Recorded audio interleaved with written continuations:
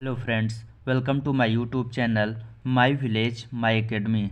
आज के वीडियो में हम डिस्कस करेंगे कक्षा 10 के अनसॉर्ट पेपर के बारे में, जो विज्ञान का है। सभी विद्यार्थियों को मालूम है कि इस बार हाई स्कूल की परीक्षा न्यू पैटर्न पर होना है, जिसमें आपका प्रश्न पत्र 70 नंबर का होगा, जिसमें से 20 नंबर जो आपका है बहुविकल्पीय प्रश्न होंगे। और इस 20 नंबर में 7 नंबर का आपके भौतिक विज्ञान से, 6 नंबर का रसायन विज्ञान से और 7 नंबर के आपके जो होंगे बहुविकल्पीय प्रश्न जीव विज्ञान से होंगे।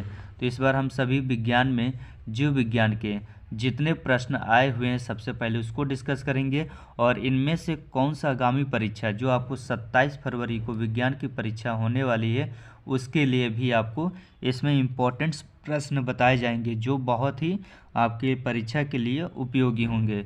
तो हम इस वीडियो में डिस्कस करेंगे 50 बहुविकल्पीय प्रश्न जो यूपी बोर्ड की परीक्षा में पूछे गए हैं अभी तक, और ये लगभग आपके जितने बहुविकल्पीय प्रश्न आए जो विज्ञान से सभी के आपकी वीडियो आएंगे, लगातार आते रहेंगे।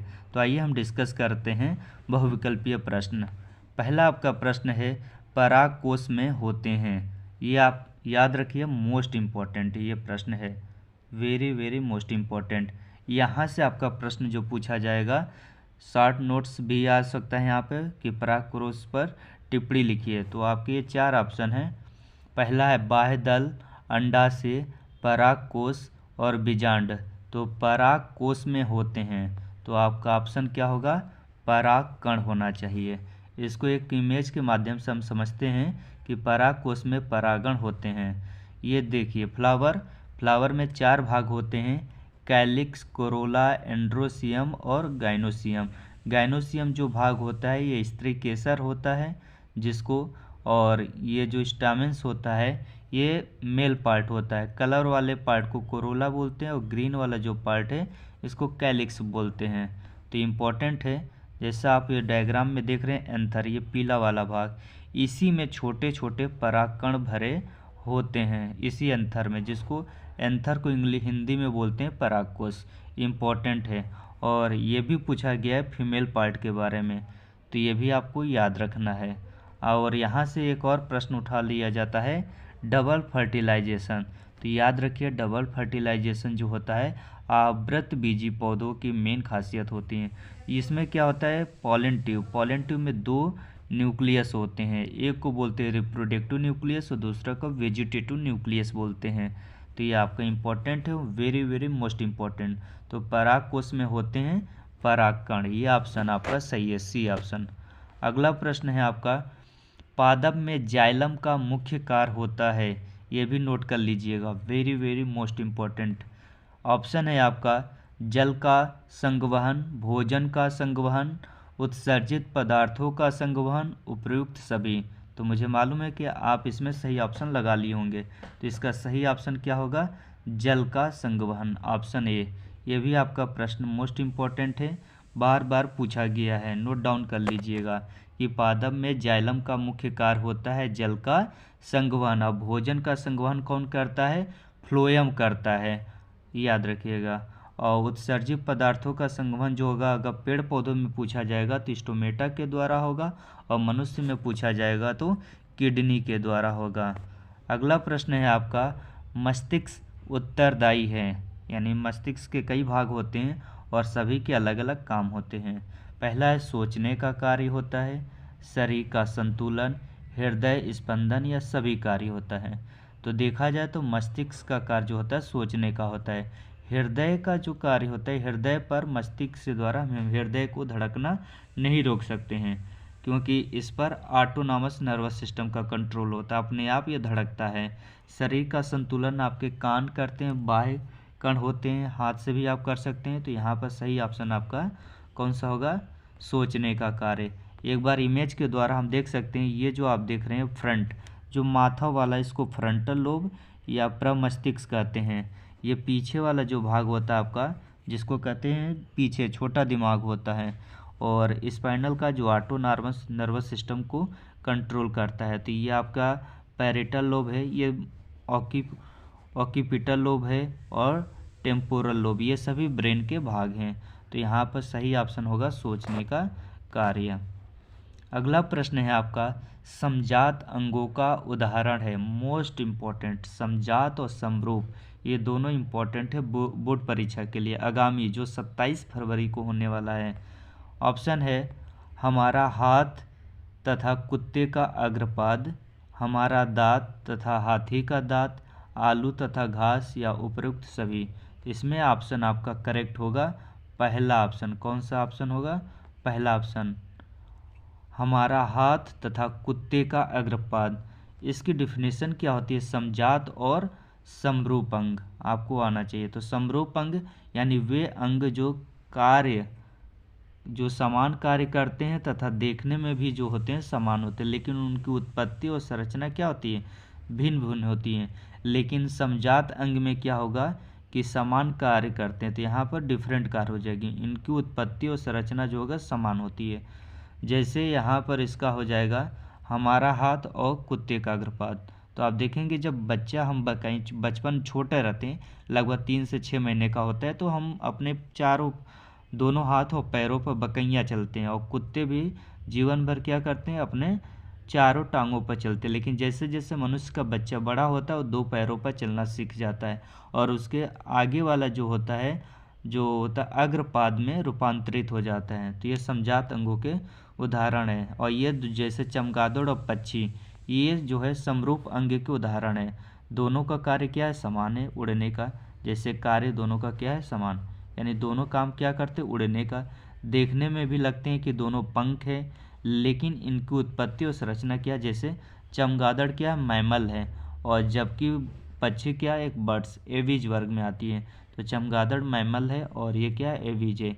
इसलिए इनकी उत्पत्ति और संरचना क्या? भिन्न भिन्न है, लेकिन देखने में समान रूप से ऐसा लगता है कि दोनों उड़ते हैं, उड़ते भी हैं, कार्य भी हैं, लेकिन उत्पत्ति क्या है? डिफरेंट है। जबकि समजात अंगों का क्या होगा? समजात अंगों का बेस्ट है, जैसे चमगादड़ के पंख, सील के पंख, सिंग, उसके बाद चिंपैंजी और मनुष्य, ये सभी के अग्रपाद जो होते हैं समजात होते हैं, जिसको इंग्लिश में बोलते हैं होमोजीनस आर्गन। तो सभी का काम क्या है? उत्पत्ति यहाँ पर जो होगी समान है, लेकिन कार्य सभी के भिन्न भिन्न है। चमगादड़ के जो अग्रपाद होते हैं उड़ने में काम करते हैं। सील जैसे होता है, सील मछली है, उनके क्या होता है? फ्लेटर, यानी वो तैरने में काम करता है। सिंह का चलने में काम करता है। चिंपैंजी का हाथ वो भी फ्री होता है, मनुष्य का हाथ जो फ्री होता है। तो ये सभी समजात अंगों के उदाहरण हैं, और ये जो आपका उदाहरण है ये समरूप अंगों के उदाहरण है। आई होप आपको ये प्रश्न समझ में आ गया होगा, और लिख लीजिएगा, ये मोस्ट इम्पॉर्टेंट बोर्ड परीक्षा में 100% ये दिया जाएगा आपका। अगला प्रश्न है आपका, मनुष्य के हृदय में कोष्ठकों की संख्या होती है। आपको प्रश्न पढ़ते ही उत्तर आ गया होगा। इसका आपका उत्तर होगा कितना? 4। एक बार यहाँ से भी प्रश्न पूछा जाएगा, इम्पोर्टेंट है, एक बार डायग्राम से समझ लेते हैं।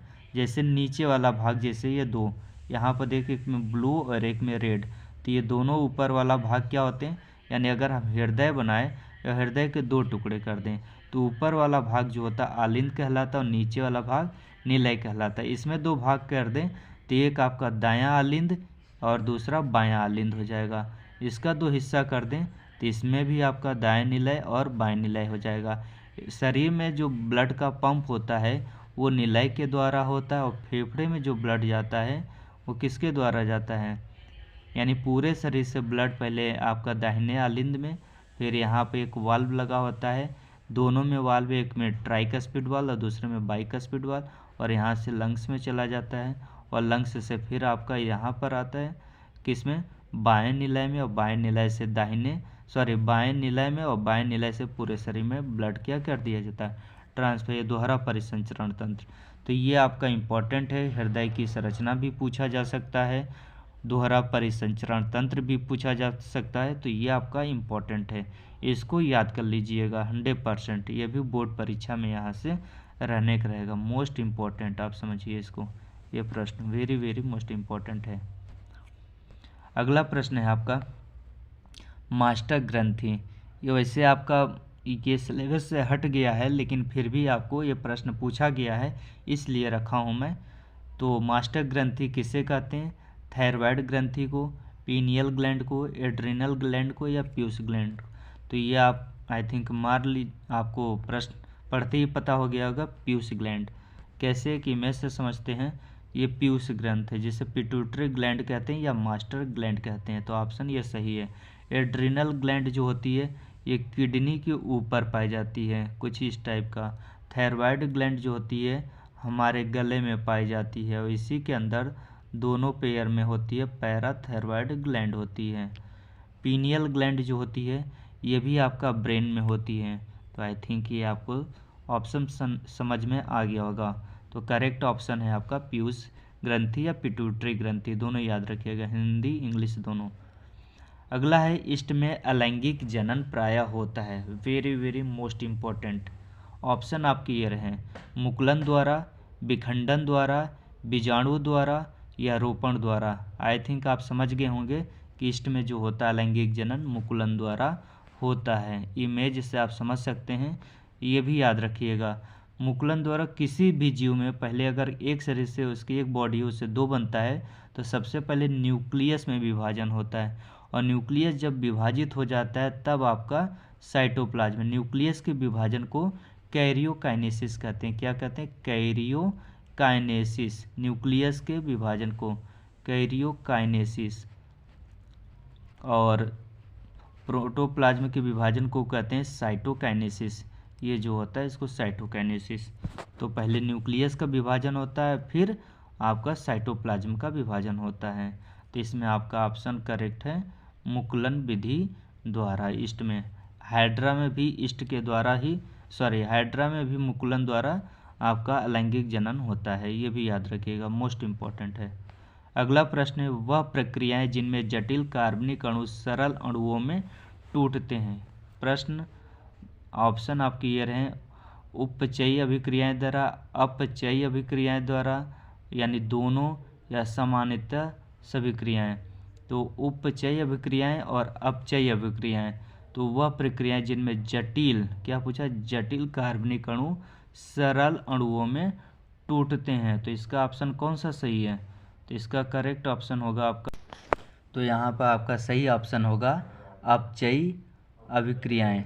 अपचयी अभिक्रियाओं में क्या होता है कि जटिल कार्बनिक अणु सरल अणुओं में टूटता है। अपचयी का मतलब होता है कैटाबोलिक रिएक्शन, जिसमें कोई चीज़ टूटकर सरल अणुओं में बनता है, जबकि उपचयी में जो होती हैं इसमें निर्माण क्रियाएं होती हैं, यानी इसमें निर्माण होता है।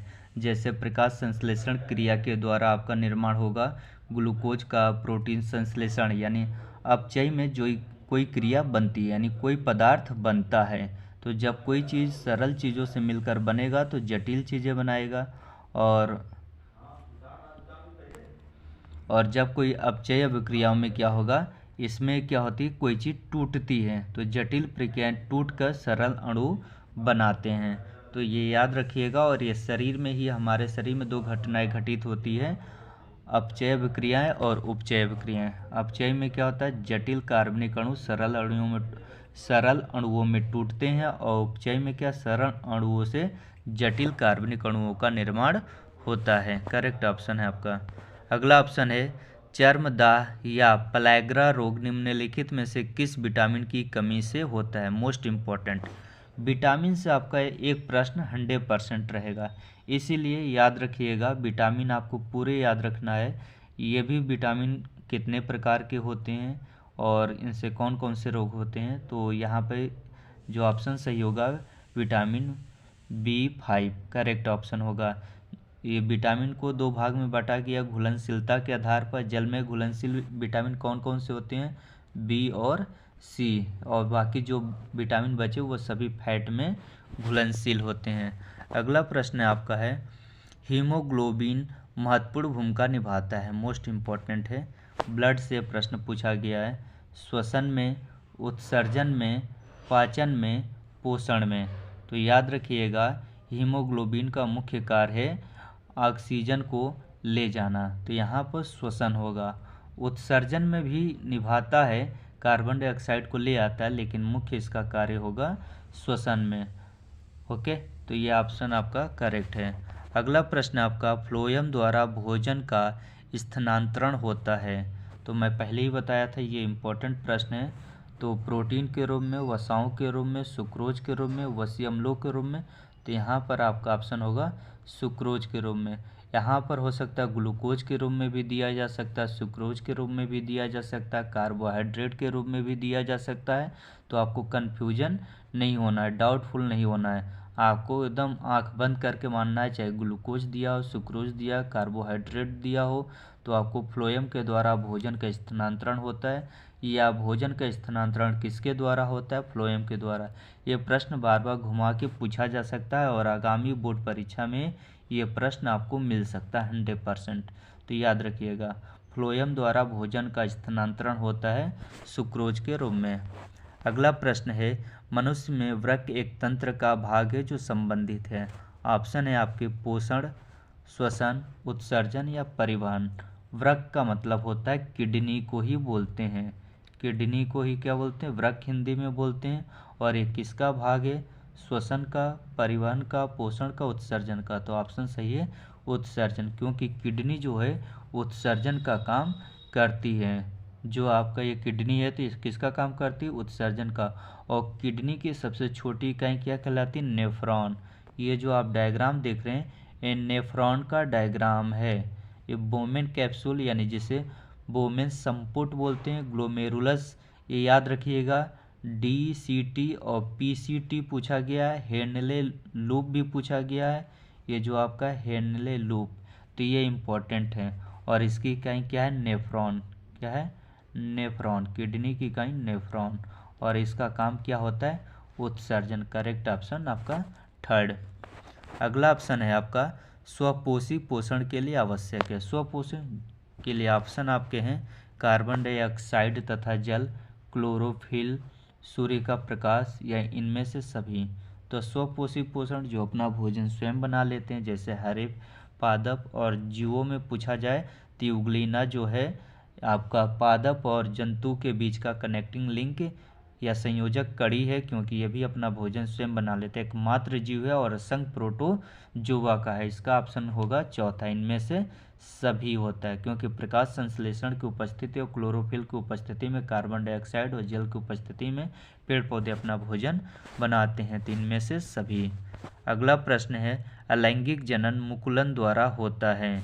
तो ये भी आपका इम्पोर्टेंट है, मोस्ट इम्पोर्टेंट। ये दोबारा प्रश्न रिपीट हो रहा है। अमीबा में, ईस्ट में, प्लाज्मोडियम में, या लिस्मेनिया में।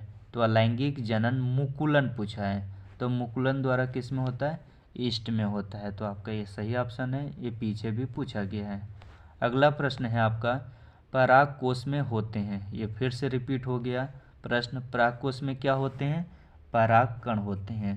तो ये आप समझ में आ गया होगा, ये प्रश्न दोबारा रिपीट हुआ है।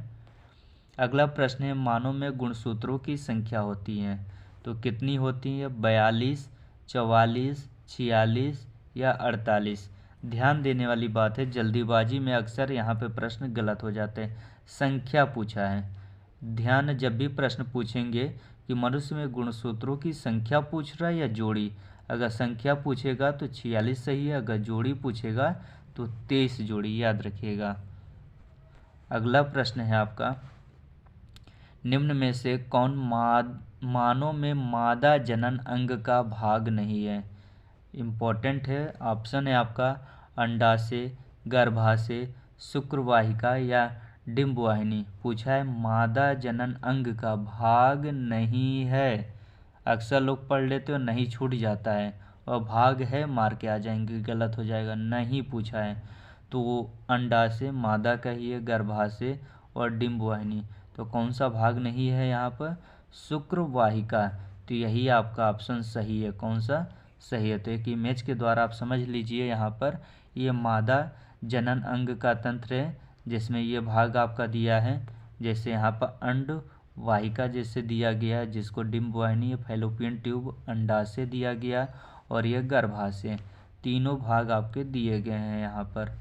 और ये जो भाग है ये आपका मेल जनन अंग का भाग है। और यहाँ से अक्सर प्रश्न पूछा गया है, ये जो नली है वास डिफरेंस, जिसी को बोलते हैं वास डिफरेंस या शुक्रवाहिका। और एक प्रश्न यहाँ से पूछा जाता है प्रोस्टेट ग्लैंड। बार बार कई बार प्रश्न में आपको पूछा गया प्रोस्टेट ग्लैंड किसका भाग है? तो ये याद रखिएगा, मेल नर जनन तंत्र है, प्रोस्टेट ग्लैंड नर में पाया जाता है, ना कि मादा में।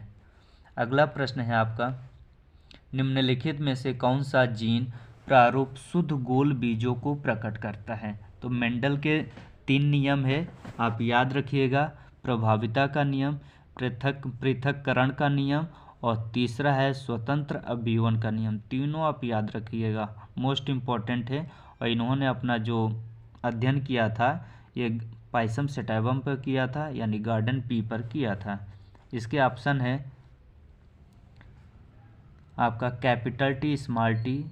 इसके बाद 2 ये ऑप्शन रिपीट हो गया है, और यहाँ पे आपके ये और यहाँ पे तो पूछा गया है जीन प्रारूप शुद्ध गोल बीजों को प्रकट करता है, तो यहाँ पर ऑप्शन आपका चौथा सही होगा, क्योंकि शुद्ध रूप से या तो स्मॉल टी हो दोनों, या कैपिटल आर हो, कुछ भी हो, तो ये आपके शुद्ध रूप से क्या करते हैं, गोल बीजों को प्रकट करता है। और बाकी ये भी हाइब्रिड है और ये भी हाइब्रिड है, तो यहाँ पर ऑप्शन आपका 4 सही है।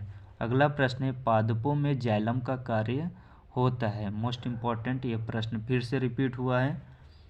ऑप्शन है आपका उत्सर्जी वर्ज्य पदार्थों का संवहन, जल का संवहन, भोजन का, या अमीनो अम्लों का। तो आप प्रश्न पढ़ते ही पादपों में जाइलम का कार्य क्या होता है, तो जल का संवहन होता है, तो करेक्ट ऑप्शन है। अगला प्रश्न है, जठर रस स्रावित करने वाली जठर ग्रंथियां उपस्थित होती हैं, तो आपका ये इम्पोर्टेंट है प्रश्न। आमाशय में, क्षुद्रांत्र में यानी छोटी आंत में, यकृत में, या बड़ी आंत में, तो इनमें से कौन सा ऑप्शन आपका सही है? तो ऑप्शन आपका जो सही होगा आमाशय में। मोस्ट इम्पॉर्टेंट है, एक इमेज के द्वारा इसको समझिए। जैसे ये आमाशय की तस्वीर है, और आमाशय में ही ये संरचनाएं पाई जाती हैं सभी। और इसको एक और इमेज से समझेंगे, जब इन सभी को बाहर निकाल लिया गया तो इस टाइप से दिखता है। इसी को बोलते हैं गैस्ट्रिक ग्लैंड, हिंदी में बोलते हैं जठर रस। और इसमें कई प्रकार की कोशिकाएं पाई जाती है, जैसे म्यूकस नेक सेल पाई जाती है, पैरेटल सेल पाई जाती है, चिप सेल पाई जाती है। इसके बाद इंटेरो इंडोक्राइन सेल पाई जाती है। ये सभी अलग अलग प्रकार के एंजाइम्स का सिक्रीशन या एसिड का सिक्रीशन करती हैं, तो ये कहाँ पर पाई जाती हैं? आमाशय में पाई जाती हैं। अगला ऑप्शन है आपका, पौधों में जाइलम का कार्य होता है, तो ऑप्शन आपका है ऑक्सीजन का वहन, भोजन का वहन, अमीनो अम्ल का वहन, जल व खनिज लवण का वहन। तो ऑप्शन यहाँ पर कौन सा सही होगा? चौथा ऑप्शन सही होगा आपका। अगला ऑप्शन है, परागकण किसके अंदर बनते हैं? तो परागकण किसके अंदर बनते हैं? तो इसमें आपका ऑप्शन होगा 4 परागकोश में, बाह्यकोश, या दलपुंज में, अंडाशय में, या दलपुंज में। तो ऑप्शन आपका क्या होगा? परागकण किस में बनते हैं? परागकोश में बनते हैं। अगला प्रश्न है आपका, खाद्य श्रृंखला में शाकाहारी जंतु होते हैं। ऑप्शन आपके रहे उत्पादक, उपभोक्ता, द्वितीयक उपभोक्ता, या तृतीयक उपभोक्ता। शाकाहारी जंतु पूछा जा रहा है, तो आप देखेंगे शाकाहारी यानी उत्पादक, जो जैसे हरे पेड़ पौधे, इनको खाने वाले जो आएंगे कौन से कहलाएंगे? उपभोक्ता कहलाएंगे। क्या कहलाएंगे? इनको खाने वाले उपभोक्ता। उपभोक्ता की कई श्रेणी होती हैं, प्राथमिक उपभोक्ता, द्वितीयक उपभोक्ता, तो यहाँ पर ये सही होगा। ठीक है, इसके बाद उपभोक्ता को खाने वाले को प्राथमिक उपभोक्ता, फिर द्वितीयक उपभोक्ता को खाने वाले को तृतीयक उपभोक्ता। तो ऑप्शन आपका बी सही होगा, उपभोक्ता, जो हरे पेड़ पौधों पर जो क्या होते हैं? निर्भर होते हैं, यानी शाकाहारी जंतु, जिन्हें उपभोक्ता कहते हैं। अगला प्रश्न है, निम्न में से कौन ऊर्जा का सिक्का या मुद्रा के रूप में जाना जाता है? तो ऊर्जा का सिक्का किसे कहते हैं? तो आपका ऑप्शन है एटीपी को, एडीपी को, एएमपी को, या पाइवरिक एसिड को। तो मोस्ट इम्पॉर्टेंट है, ये आपका कई बार प्रश्न पूछा गया, ऊर्जा का सिक्का किसे कहा जाता है? तो एटीपी को ऊर्जा का सिक्का कहा जाता है। अगला प्रश्न है आपका, निम्न में से कौन सा एक केवल जंतुओं में पाया जाता है? निम्न में से कौन सा एक केवल जंतुओं में पाया जाता है? प्रश्न है, जब आपको समझ में नहीं आया तो 2 बार प्रश्न को जरूर पढ़ें। ऑप्शन है आपका श्वसन, तंत्रिका तंत्र, हार्मोन्स या वृद्धि। पूछा निम्न में से एक केवल जंतुओं में पाया जाता है। जंतु का मतलब हो गया कि पादप में पाया जाता है या जंतु में। तो श्वसन हो गया, तंत्रिका तंत्र, हार्मोन्स और वृद्धि। तो याद रखिएगा, श्वसन पेड़ पौधे भी करते हैं और हम लोग भी करते हैं। वृद्धि यानी वो भी बढ़ते हैं और हम भी बढ़ते हैं। हार्मोन्स दोनों में पाए जाते हैं पेड़ पौधों में। जैसे आम को पकाने वाला हार्मोन्स कौन सा है? एथाइलिन है। यानी तंत्रिका तंत्र जो होता है केवल जंतुओं में पाया जाता है। तो फ्रेंड्स यहाँ पर हम फिर अगला इसी के आगे आपका नेक्स्ट सीरीज आएगा, 26 से ही क्वेश्चन स्टार्ट होंगे। ठीक है, फिर अगली वीडियो मिलते हैं। तब तक के लिए जय हिंद, जय भारत। हमारे चैनल को सब्सक्राइब और शेयर ज़रूर करें।